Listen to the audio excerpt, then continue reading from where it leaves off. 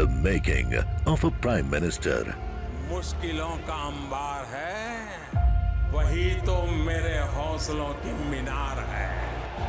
हिंदुस्तान में दो प्रधान दो निशान नहीं चलेंगे। अगर इतनी ताकत ये पाकिस्तान के खिलाफ लगा दे तो आतंकवाद आधा हो जाएगा। हम चुनौतियों से टकरा रहे हैं। सर्जिकल स्ट्राइक और एयर स्ट्राइक करके नए भारत के सामर्थ्य का संदेश भी दे दिया है। तुम उठो, तिरंगा लहरा दो। जननायक नरेंद्र मोदी के 20 वर्ष पुराने भाषणों पर आधारित एक बेहद लोकप्रिय कार्यक्रम। क्या कहते हैं नरेंद्र मोदी? नमस्कार, मैं हूं आपके साथ मीमांसा मलिक। हमारे खास प्रोग्राम क्या कहते हैं नरेंद्र मोदी में आज हम आपको सुनवाएंगे पीएम मोदी का वो ऐतिहासिक भाषण जो उन्होंने 6 फरवरी 2011 को गुजरात के मेहसाणा में दिया। एक जनसभा को संबोधित करते हुए मोदी ने कहा कि हर समस्या का समाधान आसान हो जाता है जब मैं को हम की शक्ति मिलती है।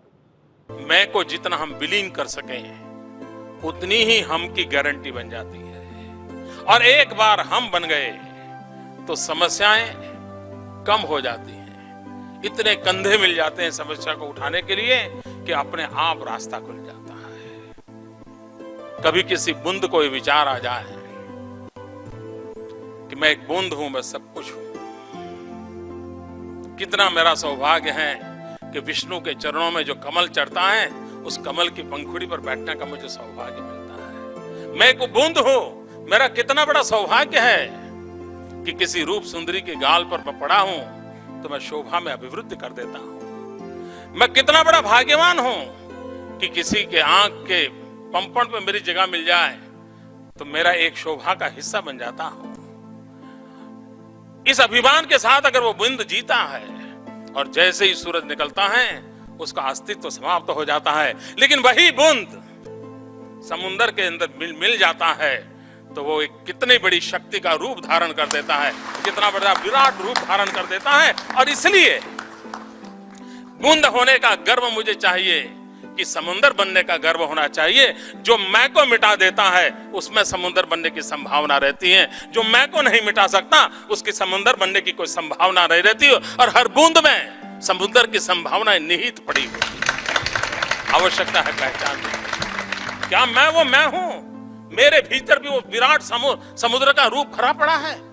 अगर मेरे भीतर वो रूप पड़ा है तो मैं समुद्र के अस्तित्व का अंगीकार कर सकता हूं और मैं समुद्र में विलीन हो सकता हूं। 5.5 लाख कर्मचारी कर्मयोगियों का इतना बड़ा समुद्र, मैं उसका एक हिस्सा क्यों न बनूं?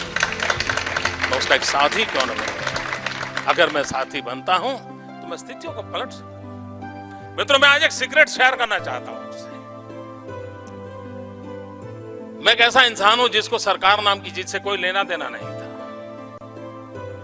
ग्राम सेवक बड़ा होता है कि तलाटी बड़ा होता है इसका भी मुझे ज्ञान नहीं था। मैं कभी किसी सरकारी दफ्तर में नहीं गया था।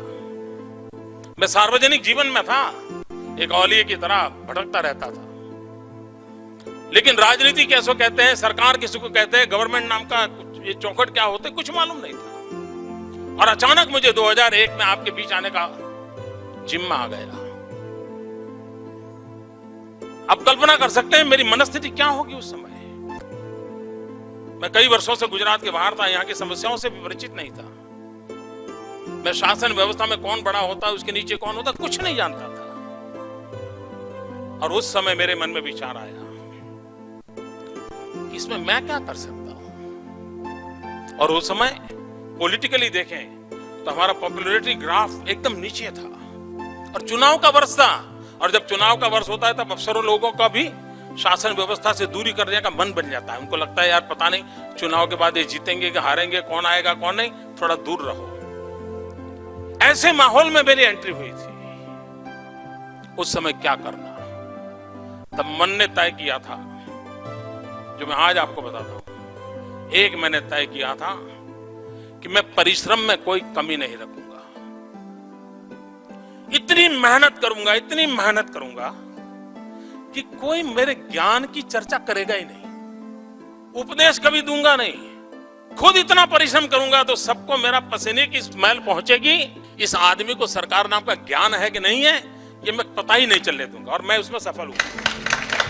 किसी को मैंने पता नहीं चलने दिया कि मुझे आता है कि नहीं आता है। मैंने परिश्रम को इतना प्रीडोमिनेट कर दिया था और 18-20 घंटे तक दौड़ता था। और दूसरा काम किया था, सबसे सीखने की कोशिश करूंगा, छोटे से छोटे व्यक्ति से भी सीखने की कोशिश करूंगा। और आप ही लोगों से सीखते सीखते सरकार नाम की चीज को समझने लग गया। दायित्व क्या होते हैं, व्यवस्थाएं क्या होती हैं, प्रक्रियाएं क्या होती हैं, प्रोसेस कैसे पूरी होती है, सब चीज को समझने की कोशिश की। और धीरे धीरे आप लोगों को मैं अपना लगने लगा। और जिस पल मैं आप लोगों को अपना लगे लगा, मेरा एक परिवार बन गया।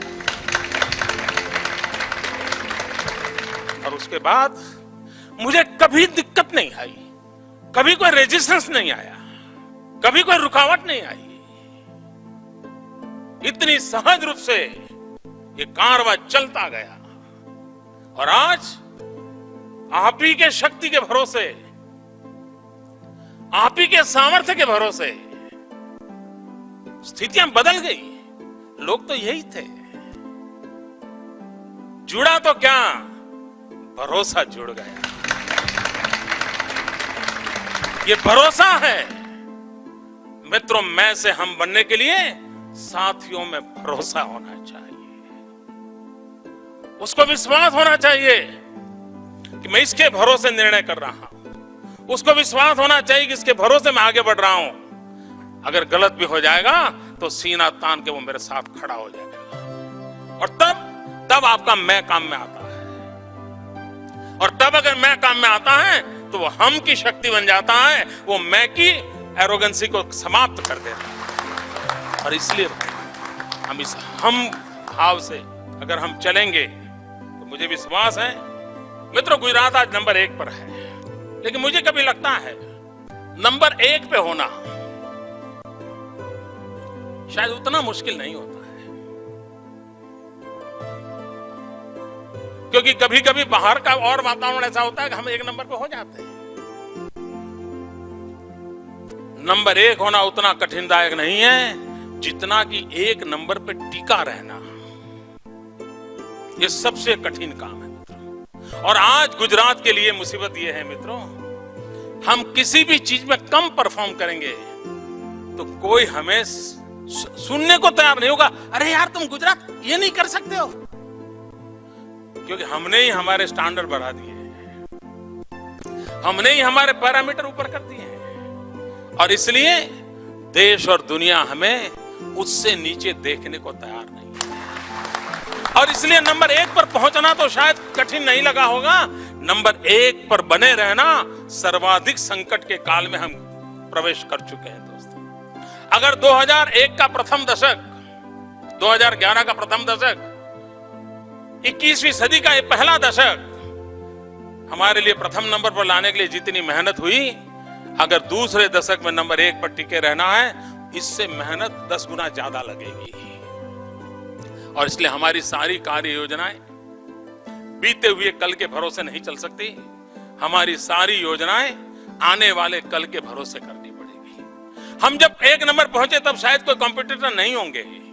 अब दूसरे दशक में आए हैं, हर क्षेत्र में हमारी कंपटीशन है, हर राज्य हमसे कंपटीशन कर रहा है और पूरे देश में एक जज्बा बना है, विकास के लिए, गुड गवर्नेंस के लिए माहौल बना है।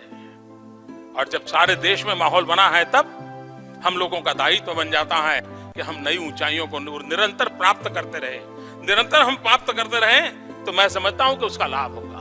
हम गुड गवर्नेंस की चर्चा करते हैं, सही कदम, सही उद्देश्य और निर्धारित परिणाम, इन 3 चीजों को हमने पकड़ लिया तो मैं नहीं मानता हूं कि हम गुड गवर्नेंस के पैरामीटर में बैठते हैं कि नहीं बैठते हैं, कभी कोई सवाल नहीं आएगा।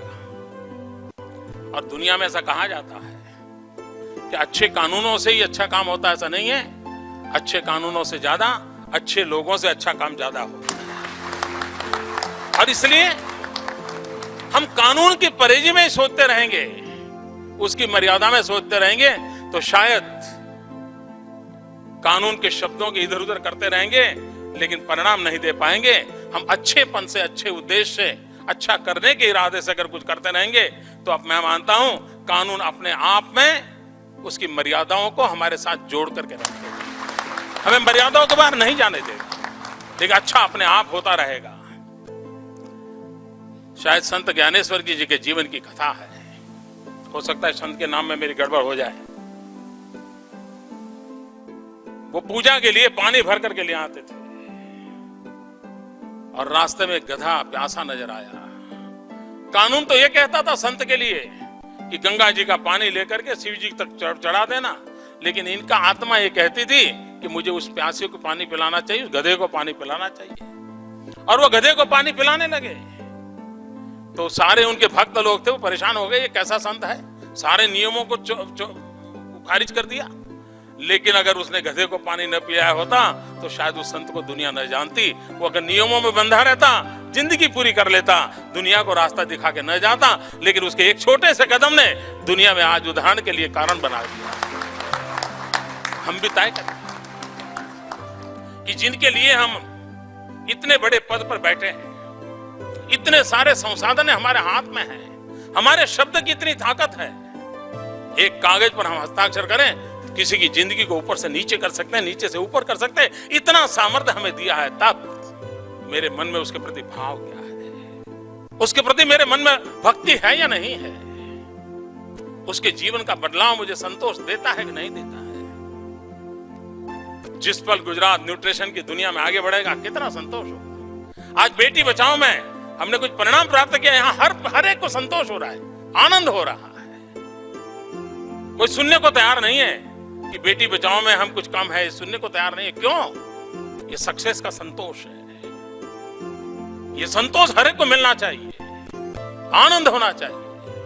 ये आनंद का माहौल जिसके लिए हम कर रहे हैं उसके जीवन में अगर बदलाव आता है तो मैं समझता हूं कि हम इस बात को कर सकते हैं। कभी कभी सामूहिकता की शक्ति का भी हमें एहसास होना चाहिए।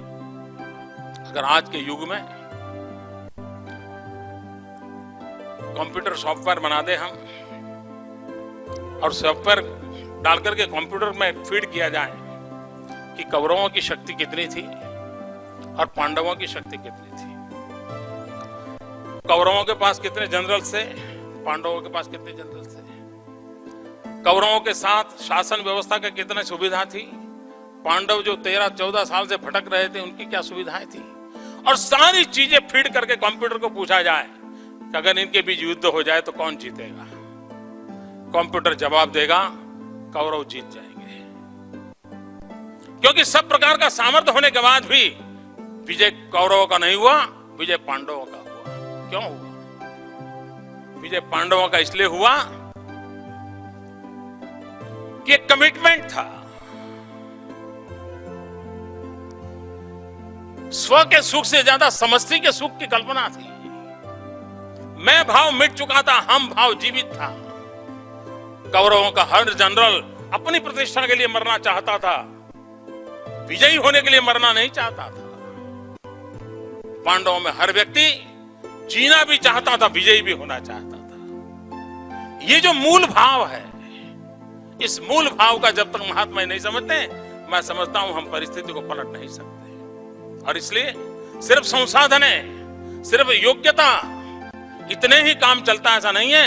जिसके लिए, जिस उद्देश्य के लिए कर रहे हैं, उस उद्देश्य के प्रति पवित्र भाव हमें ताकत देता है। The making of a prime minister. मुश्किलों का अंबार है, वही तो मेरे हौसलों की मीनार है। हिंदुस्तान में 2 प्रधान 2 निशान नहीं चलेंगे। अगर इतनी ताकत ये पाकिस्तान के खिलाफ लगा दे तो आतंकवाद आधा हो गया। हम चुनौतियों से टकरा रहे हैं। सर्जिकल स्ट्राइक और एयर स्ट्राइक करके नए भारत के सामर्थ्य का संदेश भी दे दिया है। तुम उठो, तिरंगा लहरा दो। जननायक नरेंद्र मोदी के 20 वर्ष पुराने भाषणों पर आधारित एक बेहद लोकप्रिय कार्यक्रम क्या कहते हैं नरेंद्र मोदी।